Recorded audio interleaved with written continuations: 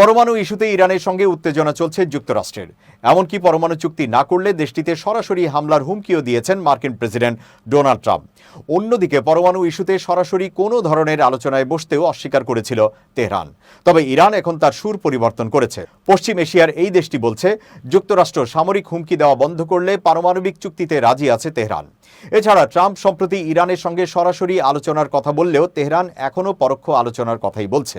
বুধবার এক প্রতিবেদনে এই তথ্য জানিয়েছে ব্রিটিশ সংবাদ মাধ্যম বিবিসি। ইরানের পররাষ্ট্রমন্ত্রী আব্বাস আরাঘচি বলেছেন, চুক্তি স্বাক্ষরের লক্ষ্যে আগামী শনিবার যুক্তরাষ্ট্রের সাথে নিজেদের পারমাণবিক কর্মসূচি নিয়ে আলোচনায় অংশ নিতে প্রস্তুত ইরান। তবে মার্কিন প্রেসিডেন্ট ডোনাল্ড ট্রাম্পকে প্রথমে একমত হতে হবে যে ইরানের বিরুদ্ধে কোনো সামরিক বিকল্প থাকতে পারে না। আরাঘচি আরও বলেছেন, ইরান কখনোই জোর জবরদস্তি মেনে নেবে না। তিনি জোর দিয়ে বলেন, ওমানে আসন্ন ওই আলোচনা হবে পরোক্ষ। গত সোমবার প্রেসিডেন্ট ট্রাম্পের ইরানের সঙ্গে প্রত্যক্ষ আলোচনা ঘোষণার বিপরীতে একথা জানান তিনি। প্রেসিডেন্ট ট্রাম্প তার প্রথম মেয়াদে 2015 সালে ইরান এবং 6 বিশ্বশক্তির মধ্যে সম্পাদিত পারমাণবিক চুক্তি থেকে আমেরিকাকে প্রত্যাহার করে নিয়েছিলেন।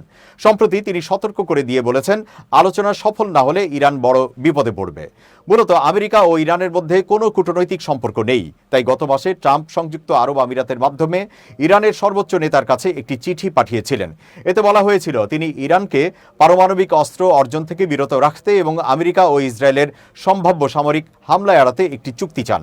এরপর গত সোমবার ইসরায়েলি প্রধানমন্ত্রী বেঞ্জামিন নেতানিয়াহুর হোয়াইট হাউস সফরের সময় ট্রাম্প আসন্ন আলোচনার কথাও প্রকাশ করেন।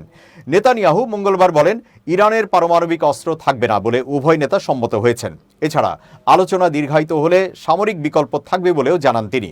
ইরান অবশ্য বরাবরই জোর দিয়ে বলেছে, তারা পারমাণবিক কার্যক্রম সম্পূর্ণ শান্তিপূর্ণ এবং তারা কখনো পারমাণবিক অস্ত্র তৈরি বা অর্জনের চেষ্টা করবে না।